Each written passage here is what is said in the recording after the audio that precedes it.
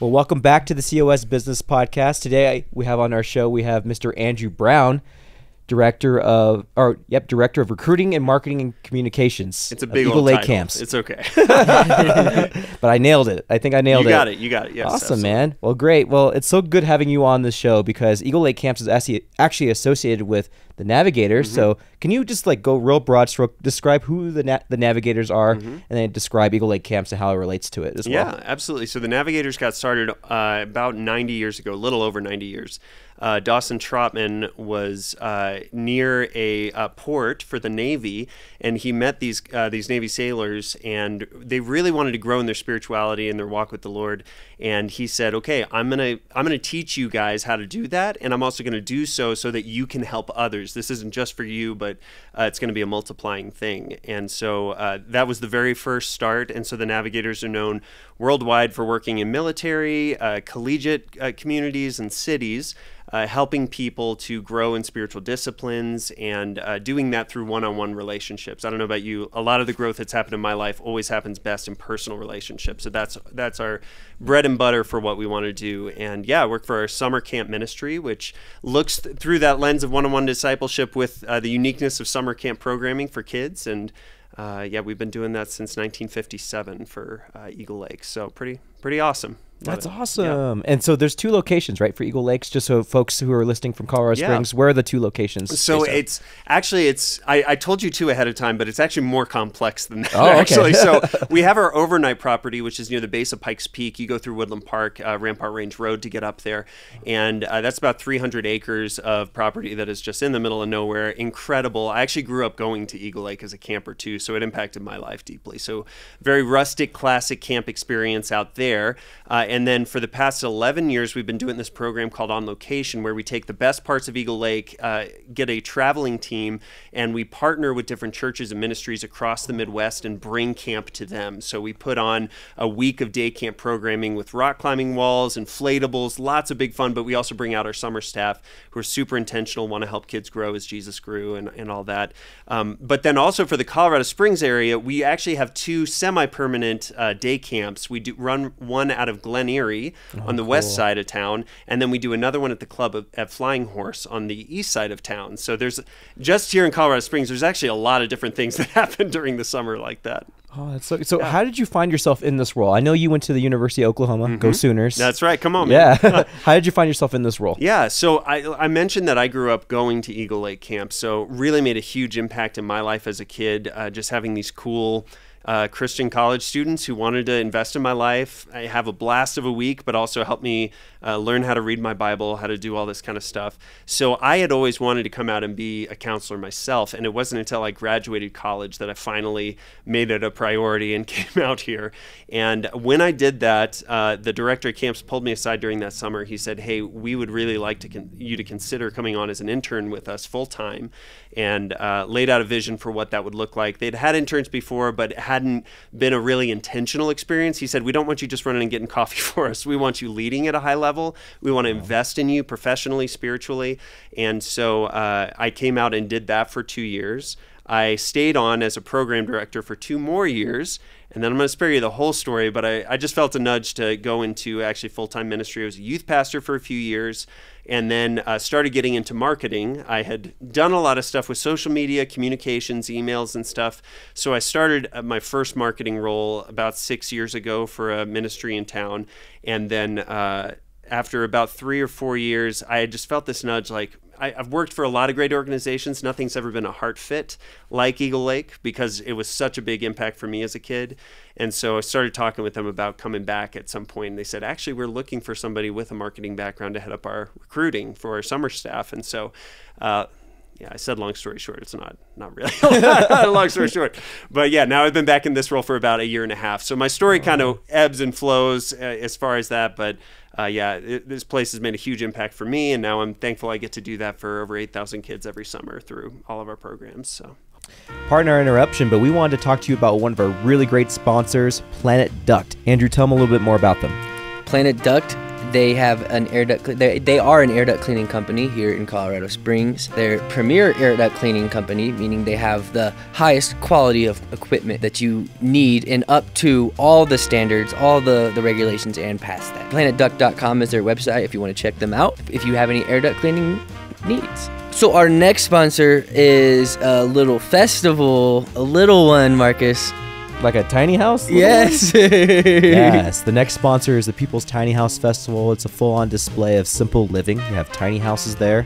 They got van conversions, school bus conversions, vendors from all across the Front Range, and we have food trucks, fun yard games, and it's a festival going on July 2nd, actually July 1st through 2nd, 2023 at the Ranch Events Complex in Loveland, Colorado. Check it out, peoplestinyhousefestival.com/tickets. Tell us a little bit more about our next sponsor, who's a really good Mexican food restaurant in Colorado Springs, and they have a couple locations as well, yeah? Yeah, they've got a few locations in town, and they've have an episode on this show if you want to check that out too. El Super Taco, you can get some really amazing, authentic Mexican food sourced locally and fresh cut every day, fresh cut meat every day. That's the El Super Taco. Nice. Where can they find them? Well, there's a location off of Hancock and Academy, and there's a location over by Cheyenne Mountain, and there's a location in Fountain, and they have a new one opening up near the north town. Yeah, I think it's Woodman and Mark Shuffle. So check that out as well. So our next sponsor is a pretty amazing marketing company called Recon Marketing. Tell us a little bit about that, Marcus. Recon Marketing. I'm the co-owner with Brett Curley. That's a company that got started 3 years ago in the wake of COVID. Professional marketing agency. We do social media management, web design services, SEO, and photography as well, and videography. So full service marketing agency. If you want to know more, visit us at reconmarketingservice.com or hit me up after the episode. You know, our next sponsor is a really great sponsor. They focus more specifically on inventory and helping you out with theft of your tools. Tell us a little bit more about Power Tool Safe, Andrew. Power Tool Safe, they help you manage, like you said, they help you manage your tools and make sure that you are prepared when disaster strikes, because it is likely to strike, because tool theft is a major issue, and it happens all the time, especially with contractors. But you can obviously use this for any business if you have a lot of tools. But that's Power Tool Safe. Check them out, powertoolsafe.com. And if you would like to be a sponsor of this show, reach out to cosbusinesspodcast@gmail.com, and we can figure out what that would look like. We can create customized sponsorships. We have a foundational sponsorship package where we shout you out just like we did on every episode. Yeah, no, absolutely. It's a great sponsorship. And we also like to have you on the show, too. If you're a sponsor, you kind of get to skip the line. Next day, new episodes, you have new updates with your company, maybe some events that you're doing or whatever. So look us up. We'll be happy to talk to you about sponsorship. We're excited to meet you. So you know I run Recon Marketing, but one of my favorite aspects of marketing is video. And there's no better company that I can think about as far as creating everything from like inception all the way through the process of a storyboard of a brand, then Vehement Visuals. Tell us a little bit about your company, Vehement Visuals, Andrew. Yeah, Vehement Visuals, video production company here in Colorado Springs.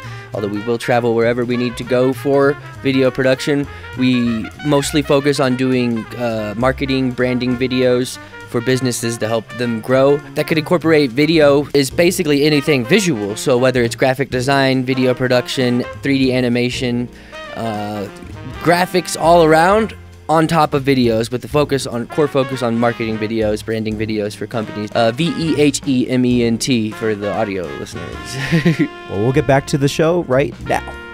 That's incredible, man. So, you know, I've recently refound my faith, I would say about 2.5 years ago, awesome. And really started going back to church. And my girlfriend's, she has a great church here in the Springs that we go to as well. But I'm curious to know, because I come from a very business background. Sure, my mom was executive of the newspaper industry, and I'm super curious to how faith is embedded into the business world, like your guys' entity. How do you guys interweave those things together? Obviously, sure. I mean, I would assume a lot of folks who work with you are Christians, right? But how does that interweave into your everyday business day? Yeah, it's a great question. So it's, to be transparent, it's a really difficult thing if you just look at it objectively, because when you have those things really easily separated, as far as my work life, my personal life, it kind of makes it still touches, right? Our faith should affect every area of our lives, and yet it's sort of easy to keep things categorized. But you're absolutely right on the money that with my work, the faith that component of it is foundational for what we do. So figuring out, okay, how does this inform and supply our decision making and all that is really critical. I would say that more than anything, we are always going to keep it is a business principle of keeping the main thing, right? So for us, that's our purpose of why we exist, which is to inspire Christ-centered loving commitment through counselor relationships in the midst of exciting outdoor experiences. If we're going to do that, we have to stay focused on how does God want to develop kids? How is God interested in developing our summer staff? So really, it's not about me coming up with the cool tricks and ways of rebranding things. There's place for the marketing tactics and everything, but it always starts with, God, I want this to be about what you're about, not just about what I can do on my own, because I know from my experience, the things that I'm going to come up with on my own are only going to get me so far. But if I believe truly that God cares more about these kids and our programs and all of that than I ever could, then I've got to stay connected to that, both in my personal life, but also in my business practices and how I'm leading the team that I work with and how I'm treating my coworkers and how I'm developing business and marketing plans and all that kind of stuff. So it's kind of a simple answer at face value, but I think that's the crux of it. If you get that foundation right, rather than just looking for God to bless, whatever I come up with, that's sort of like tangential. No, God, I want to see things your way and be able to do things your way. It's a hard journey, but it's also simple to stay focused on that, I guess, Have you found yourself more efficient having that alignment in your work? Because it sounds like you said, you've been able to merge the two together. Sure. And it sounds like that's ultimate alignment, especially as a Christian. Yeah. Is there a difference, say, because you've been in roles that you haven't had that? Yeah. What's the difference been like? I would say that there's a lot less unnecessary baggage, essentially, because as you start down that journey, you realize I am a limited person. I can only do so many things, and I don't know a single business owner or marketing person who isn't overwhelmed with opportunity. There's always more platforms, so true. More techniques, more frameworks, all that kind of stuff, right? And I think what's simple about scaling it back and saying, okay, God, I want to see things your way is, in my experience, he tends to keep things simple, which is usually one of the best strategies you can have, honestly. So instead of getting overwhelmed by all of the opportunity, okay, what's right in front of me that I really want to be faithful with? And how can I bring my best to those things? It lets me stay focused. It lets me, not get so distracted by the next shiny thing here or there, which may or may not lead to success. But instead, I can do the things that I know are going to help our structure, our business, our ministry this year. I love that. Yeah. That's so great. Yeah, it's interesting because, I've learned a lot in my walk with God that there's been instances, especially as a man, that you tend to want to fix everything yourself. Totally, yeah. Fix everything. I can fix these problems. I got to figure it out. And a lot of my alignment, because we're talking about alignment, if we talk about alignment with the Holy Spirit, alignment with God, is giving up the outcomes and things to God, and understanding that there is things outside your control that will be figured out for you. Yeah. And once that started clicking for me, it the amount of anxiety in my life just dissipated. Yeah, that's good. It's far more about the journey than the destination, right? Right. I do believe that if we're faithful with what we're given, then we'll be entrusted with more. So there is an amount of, I need to focus right on where I'm at and what is very clear to me right now and keep learning as I go. And I'm going to trust that in that process, I'm going to do things as best I can. So if the results look different than what I expected, which, by the way, is typically how things work out anyway, then it's not as much of a surprise to me. And it's okay. I've made space and margin that it's okay that things look different. And I'm going to trust God with that process, with those results. Yeah, I totally resonate with that. I love it, man.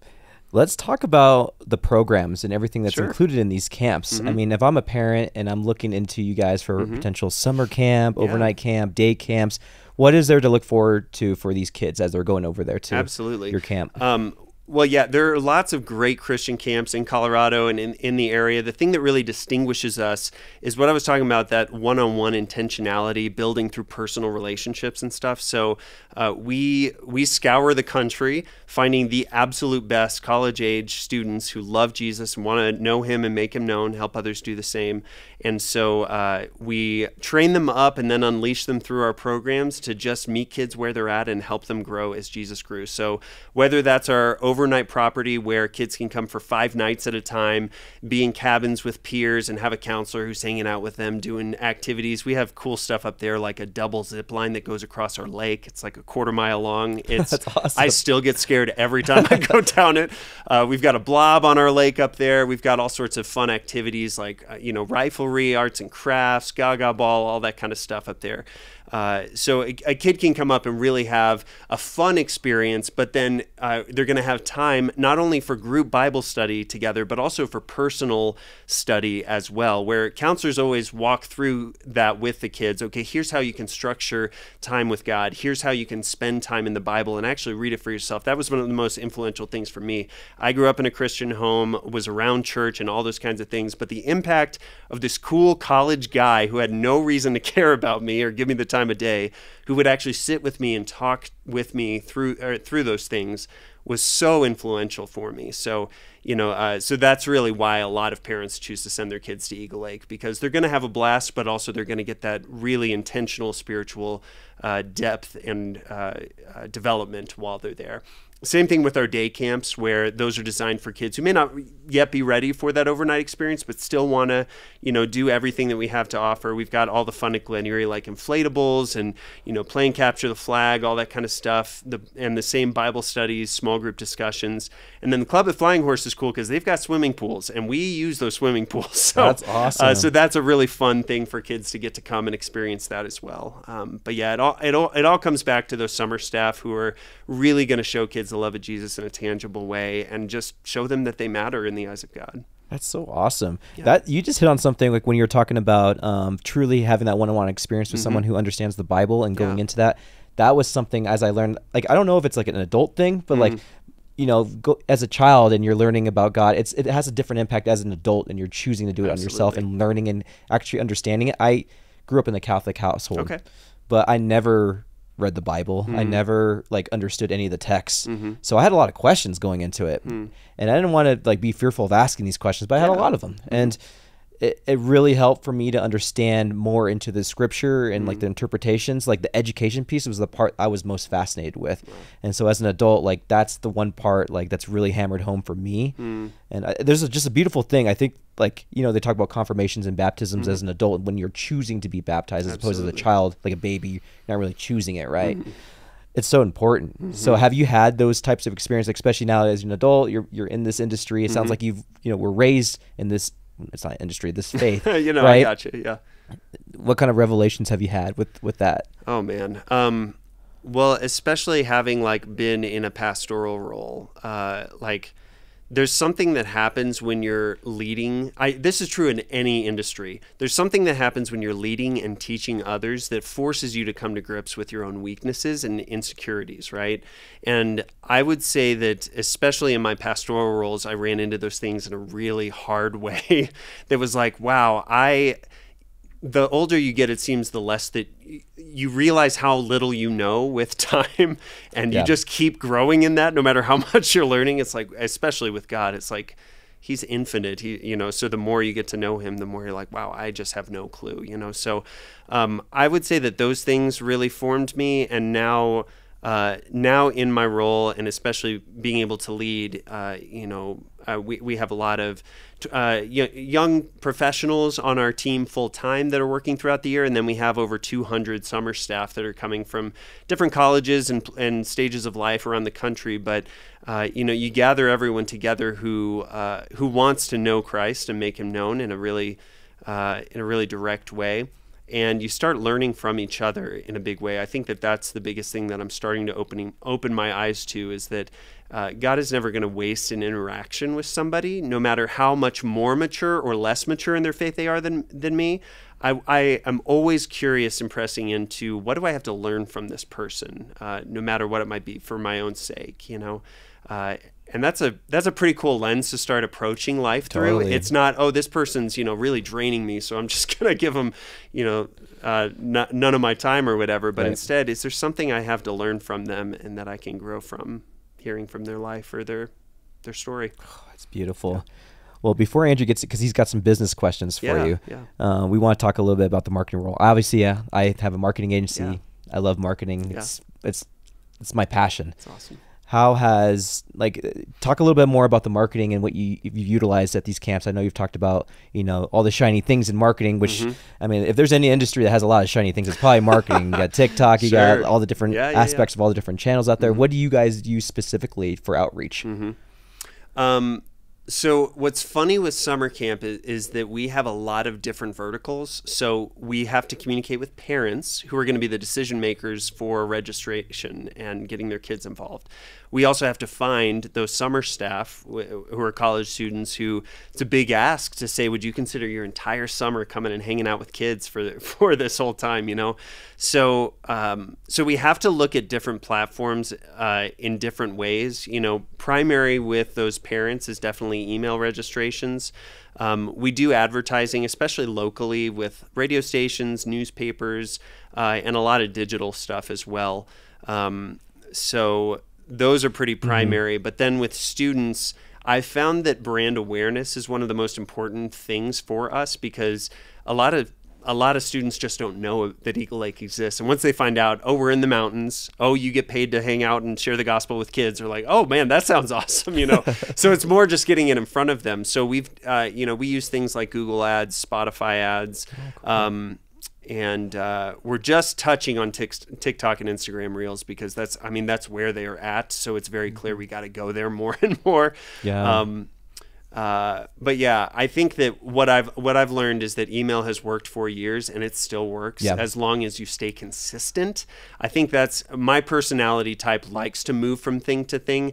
And just this year, I've started getting into more of a weekly rhythm of communicating with our parents. And though admittedly, sometimes it can feel like a drag as a marketer, like I have to do this thing that's not necessarily exciting or new or fresh, but I've started seeing the uptick in engagement and in subscriptions and stuff from just showing up one time a week is all we're doing right now, because that's all the margin I have.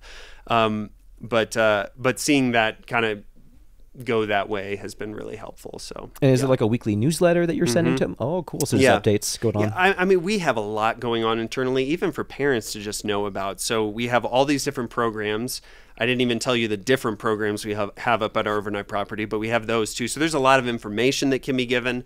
There's a lot of people who give funds so that we can help people with scholarships for coming to camp. A lot of parents want to send their kids to camp but can't make it happen. So we work with generous donors, and a lot of families who just say, yeah, I can give $50 so that somebody can actually send their kid to camp. So we have projects like that, and then updates around camp for activities and all that kind of stuff. It feels like there's always something going on to let parents know about. Referral bonuses that they can get for, telling kids about camp or referring summer staff. So yeah, even just slowing down and saying we could highlight one of these things once a week tends to, taking one bite out of the elephant every week, essentially. Oh my goodness, that's so insane. I was just gonna ask too. How do you package a lot of these things up? Because when we're looking on your website, there's like video and photos and stuff like that. Do you hire like third-party vendors who come in to do that, or is it all you with a camera? Like, what does that look like? Yeah, so it's a blend essentially. So what's interesting is that I was actually the initial guinea pig for that internship that I mentioned. Now it's grown that we have, I think, just over 10 young adults who are a part of this full-time internship throughout the year, who are helping us to plan out our programming, hire our summer staff, write our camper Bible study, all that kind of stuff. That program has been so influential in order for us to be able to sustain our business and have the margin to be able to keep improving in different areas. What's interesting, though, is that those young adults come from different walks of life and different experiences. So we have one guy who came in with a facilities background and was like, man, I want to help up at our camp property and stuff. So great, you can do that. Another gal said, hey, I want to learn about customer experience. And so she's helping with parent phone calls and and emails and stuff. We've had people before who have had a videography or a graphic design background who have come in and done that. And right now we're in a point where we don't have that specifically. So what's nice about being a part of the Navigators, which again, worldwide ministry, and we're in the same headquarters building as them, is that we can lean into some peers that are across the organization to collaborate on different projects. This past summer, for example, we did a week in downtown LA with some of our Navigator staff that are out there. We put on a week of free day camp for kids from families in the Compton area who would never be able to send their kids to camp or anything like that. We did it completely free and in conjunction with those Navs who are already in that city. So we were able to provide this awesome, fun experience for kids, get those families engaged in discipling and small groups and stuff like that. And so we worked with our friends who do some of the marketing for the Navigators to help tell the story that happened there. I was actually looking at the final draft yesterday of that video. Nice. So it's fun. We get to work in collaboration that way. We do hire like a summer staff, some media roles for our overnight property. They're making videos for the kids every week. I still have some of the VHS tapes from when I was a kid up at camp. So those things are like really, memories. And then obviously taking pictures of what's happening day in, day out. We're using those on social media as often as we can and stuff. So it's a blend of a lot of different things. And it kind of depends on who are those people that are in the fold that God's brought in our path to work with, essentially. So sometimes it's internal, sometimes we got to look external, and but we flow with it and are okay with what doesn't happen in the meantime. For sure. Yeah, being in LA, those they probably have a lot of good videographers out there. Yeah. There's a lot of good video people. I was just realizing we just tried out this new setup with the guest in the center, and I'm realizing it's not a good idea because we want to be able to look same way. Because we want to be able to talk at each other. Sure. Yeah. Next time, it's a learning process, Every time we do an episode, there's always things we iterate and develop on. But I did realize, I just wanted to point that out. That's okay, yeah. Yeah, because it just makes more sense that way. Yeah. But yeah, that sounds awesome. So, thanks. Like, what is the like you said it started in like what was the year that 1957. 1957. Yeah. Boys camp up at Eagle Lake. Yeah. Up at Eagle Lake, and that's over by Garden of the Gods, right? About 8 miles as the crow flies, but yeah, usually you have to get in through Woodland Park, through this back way, Rampart Range Road up there. Nice. And who was the founder? Or if there even was one. Yeah, what was his name? His name escapes me now. We've worked. Yeah, I can't remember. It was something French. It was like. Yeah, Jean-Luc Picard was not his name. No. But it was something like that. I think it was Jean something, actually. He just happened to be working with the Navigators at the time. I don't know the story of how he inherited it. I do know that we got Eagle Lake Camps as a deal. The Navigators purchased the Glen Erie property that's here in Colorado Springs. And with it, they included, its functional title is Palmer Reservoir, because it was the water source for General Palmer in that Glen Erie Castle when he lived there. And it was granted to the Navigators in that sale for free, with the only condition being it has to be used for youth programming. And so it was kind of pushed on us like, hey, you're going to have to do this. And we were like, okay, well, we will. And so that's how Eagle Lake came to be about, and what we've been doing ever since. So. Yeah. Is that area over there, like, can anyone go check it out? It's probably private area. It's private property, but if you're bringing a kid up for the summer, you come and drop them off on Sunday, and you can check out the property ahead of time. We do have videos on our site and stuff so that you can see it ahead of time, obviously. But you get to see it when you drop them off, and then later on Friday. We do parent visit days. I think on Wednesday mornings. We're bringing those back this summer, actually. COVID kind of changed things up on us, obviously. Yeah. But we've always loved being able to let parents experience that. One of the other cool things we do is actually a family camp, and so there are 2 nights or 3 nights where you can bring up your entire family, parents, kids, and everyone, and you can rent out a cabin. We open up our activities and our property and everything, and so you get to really make some family memories. Yeah, being out there, we cover all the meals and everything while you're there too, so it's pretty affordable too when you start racking up what Disney would be and stuff. So yeah, that's another way that if you're like, man, I want to go and experience all of that, you actually can now. So we do those during the month of July, and then in the fall, I think the last weekend of August, first week of September this summer. So yeah. Nice. So what is your guys' growth plans? Is it just to maintain what you guys have been doing, or do you guys have plans to expand? Yeah, so our on-location program has been the biggest expansion for us. So for many years, we were just doing the overnight programs, and we realized we're limited in how we can grow just on this property. If we want to really see some exponential growth, we have to have some different programs. So we had our day camps that we had been doing at Glen Erie for a while, and we started saying, well, what if we were able to actually replicate that, and we weren't just confined to Colorado Springs? So so that's where we started contacting churches and saying, hey, is there a need for summer programming? And we found, yes, like unequivocally, churches were very excited about that. And so, so now we've been doing that for 11 years. The biggest thing that we're running into for growth at this point is finding the summer staff to actually pull it off. So the employment epidemic has hit the camp industry hard. I mean, it's hit everybody hard, but all of our, peers in the camping industry are experiencing it too, that finding the right staff to pull off our summer programs is harder than ever.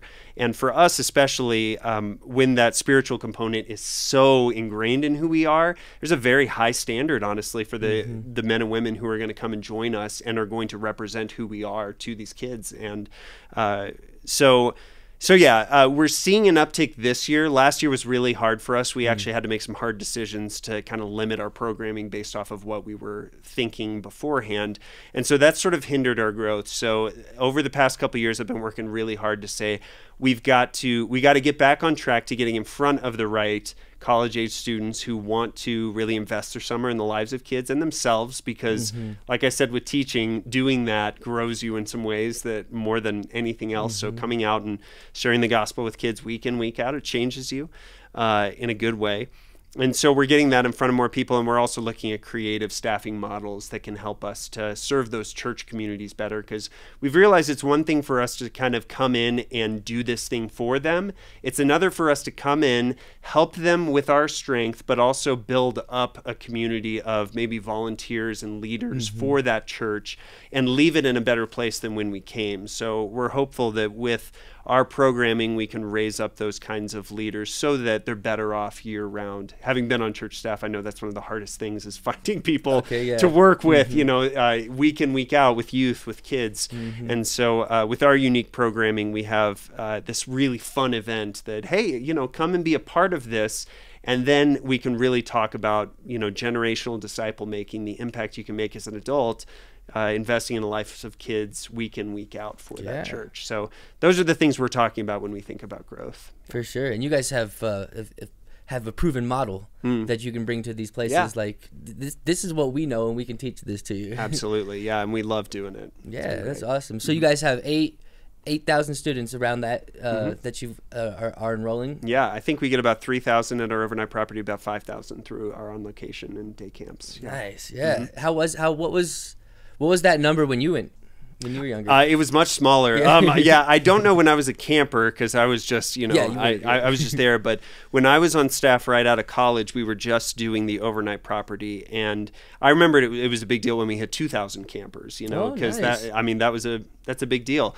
I think for me, what really matters is it's fun and it's exciting that we get to impact that many people, but the way that we do that is what really matters to me, because I've been in environments where the impact can be in the tens of thousands, and that's exciting and electric in one way. Shallow, probably. But that's the problem. Yeah, I'm not okay with just kids having a good time. That's good on one level, but I want them to experience some hope that's deeper than that. That's going to last more than just, hey, the circus came to town and that was fun, and now I'm just still living the same life, So for me, it comes down to, was every kid really able to understand hope that goes beyond just their day in, day out life? For me, I didn't start reading the Bible consistently when I was a kid, but that was the first exposure I had to what it could look like. And that really got some roots in my life that paid off later on when I had the questions you were mentioning and stuff, and so being able to do that now for kids, personally, I hope that we continue to grow and impact. But if we're not doing that for every individual kid, then we're missing something. So that's really what it comes down to for me, is, are we equipping our summer staff to really be the hands and feet of Jesus for each individual kid? Because every face has a name, every name has a story, every story matters to God. Believe that deeply. Definitely, yeah. And there's a word called sonder. Are you familiar with sonder? Tell me about sonder. It's when you're driving down the road and like you just realize how everyone has their own individual lives, like everyone that's passing you, and like you just that feeling of sensing everyone's lives, and that feeling of like it's like almost overwhelming. It's like there's millions of people. It's like Dwayne The Rock Johnson's doing something right now, you know, or whoever, you know, like they're all doing something right now, and they're living their lives, and that's that sonder. I brought that up for a reason. I forgot why, but no, that's good. Well, and I think you never know that. I think it's so easy. We're all overrun with our own internal stuff, right? I mean, we got families, we've got personal struggles, we've got work life, and all that kind of stuff. And so it's so easy to get 100% consumed with the details of us. But I think if that's all that you do, you will drown in all of it. It's when you start opening yourself up to relationships, to helping other people, to saying, even in the midst of my mess, I'm willing to just be there for you. That can start to shift your heart. So I agree. There are times when I'm on the road traveling to different schools or something, and I take just a second to look at the people around me and think, I have no clue what's going on in their world. I'm thankful that God does, and I can pray for them. But if anything, I try to wake myself up to, boy, I don't want to miss a single opportunity to be hope, to be reality that can just be the next step for somebody. No matter how simple or profound it might be, you never know what that's going to be. So the world right now definitely needs a lot more positivity being fed into it. Yes, for sure. So what do you think has been some of, like, during your experience as a counselor, as a marketer, as a recruiter, what have been some of the biggest challenges that you've faced, like, or maybe a specific experience that you remember, if you are open to sharing? Absolutely. I remember we do a lot of recruiting on college campuses, so Christian colleges in particular. Most of their students would be qualified to work with us, and so I've worked with a lot of career services departments over the years, and at first, that was just kind of sort of getting our jobs out there and making sure that people knew about it. I'll never forget talking with a career director who told me, I was actually there helping with an event that they were doing, and she said, you know, we were talking about the stress of how many camps don't have enough summer staff to work things, and she was just offering, she said, I feel like every week there's a new camp in my inbox who's asking for help getting the word out there. And that struck me deeply, because I was like, I don't want to be just another email in your inbox. You know, I want to figure out, how can I actually help and serve your student population in a better way than just, hey, I got some jobs for you? Because that can help some students, but especially if that's what all these camps are coming at you with. I realized about a year ago, I need something that's deeper that can actually help them more. And so this past year, based off of my story, my experience working with young adults, I started piecing together a vocational workshop, because I realized a lot of career services teams want to help their student bodies develop in their views of vocations, especially as it pertains to, like, what does it mean to follow God? What would be the Christian way of addressing vocation? I had another career services person tell me once, I feel like we never slow down enough to actually help kids look at the Bible and see what there is about vocation. I was like, oh man, I can help with that. So I started putting this together and working with schools to actually have it as a place for students to just learn and provide value for them in that way. And that was a really huge thing, because that started shifting the tides, that we weren't just a camp saying, hey, we need you guys to help us with this problem we have, but instead, what do we have to offer your students that we might be uniquely suited to? And talking with hundreds of students every summer, it always comes up at some point. So what are you going to do with your life? I have no clue. So I've had those conversations. Shared a little bit of my story, that I've done a lot of different things in my time too, and it's amounted now to really being in my dream job at my dream place. But one of the big things I talk about is how vocation is far more of a journey than a destination.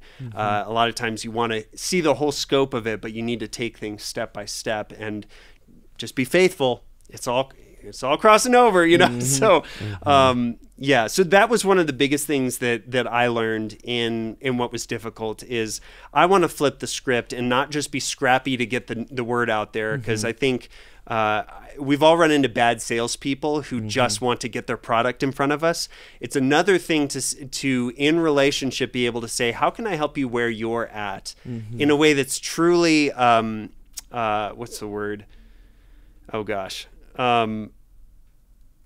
Intentional, real, Authentic. Authentic. That's what I'm looking for. Yeah. Yes, in a way that's actually authentic. That Yeah. hey, I genuinely have your interest in mind here. And then if that leads to something down the road, then great. But I feel like that's a far more integrity focused way of doing business. It's also a lot more fun too, because you actually get to see some development. You get to see those relationships get birthed in good places like that. So yeah. That was one big learning point for sure over this past year. With when I was learning how to do sales and stuff, one of the big things I thankfully had good mentors who were teaching me, and they basically were saying what you were just saying right there. It's like, how do you actually go in and listen, and when you make that big that you're not just being a salesperson, but you're actually wanting to help someone, and you're not just trying to sell something. You know, when you want to help someone, it feels. Not only feels a lot better, but you know, it actually helps. And I've had so much fun working with students in that way. I mean, I'll never turn down an opportunity to go canvas on a school, because I have nothing to lose from that. I'll show up, I'll talk to some students that way, but it's been so much more fun saying, hey, we've got this workshop coming up, we'd love for you to come to this, and seeing a lot of students come to that. And we've also been honestly pleasantly surprised at the amount of students who, after that workshop's done, saying, hey, so do you guys have summer jobs also? Like, absolutely we do. Yeah, you know, right so way to be, yeah. but it's been even more than I was hoping for, honestly. Okay. So we've been really thankful to see that.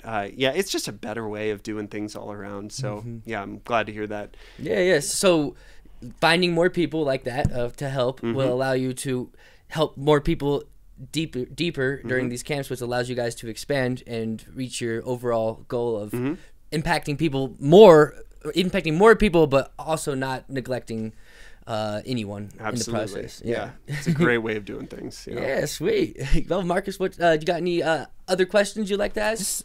It just sounds like, you know, I mean, I think we're all in sales. So the fun thing about Andrew and I, of course, is we own our own business. So we have to wear a lot of hats when you're starting your own business. Right. And like, I just love what you said. It sounds like you just genuinely love getting to know people. And that's what makes you a really good connector. Thanks. You know, beyond sales, beyond recruiting, like you love to connect with people. And like you're talking about like an instance at like a stoplight or whatever, but like you never know what people are going through. Absolutely. And it's so true. Like once you get dialed into that, like there's a whole new beauty in life, and especially what you're working for and being aligned with your faith. And I just think that's, I just wanted to point that out to you. I didn't know if that's part of your testimony or anything like that, like how you've been able to fall in love with like people so much, but it's cool to see, and it comes out on this interview very well. Well, thanks, man. That means a lot. I think it's, you know, a lot of people, even in Colorado Springs, have had a lot of interactions with Christians at the very least. I remember hearing a pastor say once that there's sort of a fierce divide sometimes within Christianity here. You've got a lot of people who are so far into religion and the ways of Christianity that they've kind of forgotten their first love. We have a lot of ministries in town here, and a lot of people have been working for those ministries for a long time and stuff. And then we've got a whole other section of people who have been so burned by people of faith, by churches, by ministries, that they're like, I don't want anything to do with it. You kind of find both extremes. And when I look at the Bible, when I look at the gospel, at what Jesus did, it's far more about like what he has actually done and modeled for me. And I never want to get lost in the rhythms of the things that we're supposed to do. I far more want to get actually enraptured by this God who became a man and sacrificed himself for me.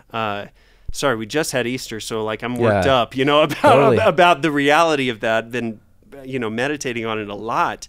And so hearing you say that, like I can only point to that's what it's been over the past several years, is instead of doing all of these Christian things, can I just reflect on this truth of what he did?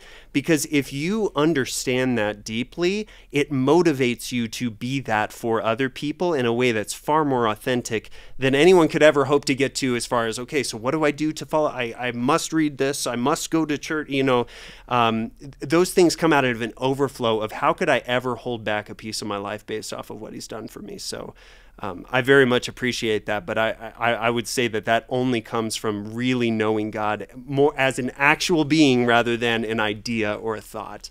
And that's accessible to everyone. I actually heard pastors say recently that there's no example in the Gospels of Jesus saying no when he was invited somewhere. He was invited into a Pharisee's home, which he was super critical of their lifestyle and everything, but he was invited in. He said yes. There's a Roman centurion. He was invited in, which they were like the enemies of the Jews at the time. He said yes to that. And like the learning of that is that Jesus says yes when he's invited into a place.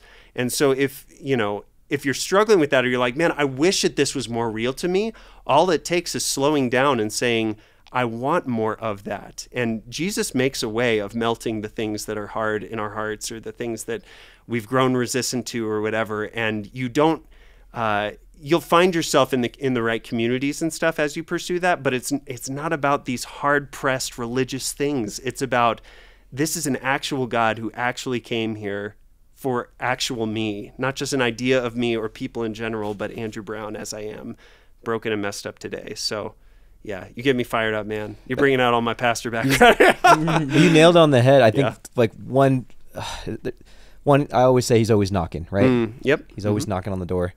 But I think a lot of people get caught up in like the cultural narrative of like a Christian person who is a person who is always coloring in the lines, a person who's always acting. In reality, if you go to church or you go to these camps, like you'll realize like these people have so many different backgrounds. Their testimonies are so insane, and I'm sure you've met so many people with so many different types of colorful backgrounds. Oh, absolutely. Yeah. And that's the beautiful part of the whole thing. It's because like that clicked for me on different cylinders once I realized that, like, holy cow, like here I am thinking I'm not a fit for some place like this or with these people. Right. But there's people in here with all types of backgrounds and drugs and whatever it might be, prison, whatever it might be, and they found God. Yeah. And they've forged themselves a different path. Yeah. With alignment, right? Yeah. And that's the beautiful part that I love. I like to say the table's always open, right? It's come as you are, not as you should be. And I think that's the thing that we Christians have gotten wrong for so many years, is saying, get your life together first and then you can be a part of things. But that's not how Jesus interacted with anyone. Yes, he called them to higher standards. Yes, he called them to repent. Absolutely. But he met them right where they were. Right. And that was actually a spiritual director of mine who spoke that into me. He said, yeah, God wants you as you are, not as you should be. And that started changing my thinking that, okay, God's not interested in the ideal version of Andrew Brown that's like this, fantasy in my head. He's interested in actual messed up, imperfect me as I am today. And that shifts the narrative too, man. It's a big deal. Oh my goodness. Well, this has been a great interview, man. This has been awesome. There's been so many different facets of this interview. Thank you so much for coming. Yeah, my pleasure. Where can we find you? You can find Eagle Lake Camps as well. You can go to eaglelakecamps.com for everything. And if you happen to be a young adult who's looking for summer work, you can go to eaglelakestaff.com to check out the opportunities that we have there. And then, you can find all the information about camps that we have. I mean, there is a lot to Eagle Lake. And I would say, since we're in Colorado Springs, checking out Glen Erie also is a big deal. So going to glenerie.org, GLENEYRIE.org. It's a castle conference center. If you need a romantic place to take your honey for a night, you can go rent out a room in the castle and stay there, which is pretty cool. And they do a lot of conferences, events, all sorts of stuff to help you with, they've got writers retreats, marriage retreats, soul care retreats, all sorts of different things. So lots of things, and would love if people checked it out. Awesome, man. Well, this has been another episode of the COS Business Podcast, and we'll see you guys on the next one.